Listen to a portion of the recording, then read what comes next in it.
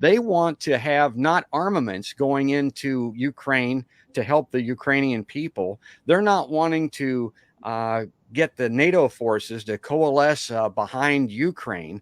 They're not wanting to impose sanctions on Russia to make Russia oligarchs and also, unfortunately, Russian people suffer because of Putin's invasion of Ukraine. What they would like to see, what I would like to see, is a push, a call, nonstop 24/7 coverage like they're having on the military operations in Ukraine right now. I would like to see a 24/7 call for a ceasefire. Get these people, get Joe Biden, for instance, out of the United States, get him not to Europe to meet with NATO representatives, but get him to go to Moscow, if necessarily, and sit down across a table from Putin and work this stuff out. As a matter of fact, I did a little, I've got this clip still in my rotation here. Here's an example. This is what I said on my podcast. This is great because this shows you folks the kinds of things that you can say and do on your own podcast if you start one someday. I mean, I'm just a dumb old farm boy from Iowa, but I looked at this and I thought, Joe Biden, I mean, my God, man, you're 80 years old. You got nothing to fear but fate itself. Here's this circumstance. And I mean, you talked on the phone with Putin. If I was Joe Biden, I'd say, I'm going over there to talk to that guy.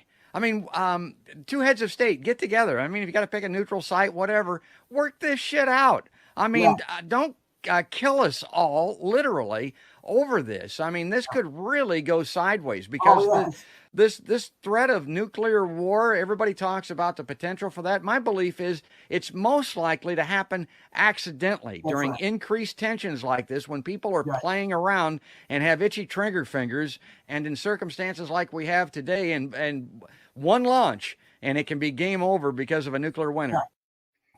So that guy that I'm talking to there is Jim Carpenter. He's an anti-war activist out of the state of Wisconsin. But again, and that's not overstating, I'm a very simple person. I'm a once bitten, twice shy kind of guy. I'm not overly educated. I do have a college degree. I did work in journalism one time. I'm out of the heartland here in the state of Iowa, but I know, based on my life experiences and watching these wars going all the way back to Vietnam, that there's only two choices here. I mean, really, there is. You can send armaments and body bags, or you can send envoys and sit down and settle this thing in a ceasefire. And if you don't do that, just keep sending the body bags. I mean, they'll just keep adding up. And the longer it goes on, the more body bags we'll send. I mean, that's my perspective. That's my viewpoint as a kind of a peacenik. That's the podcast by George View, but it's also reflected by some of these leftist voices. And to your question, you won't see these or hear these perspectives on Meet the Press this weekend. They will not be on that show. They will not be heard. You will not hear what I just said, being said on Meet the Press. It doesn't happen.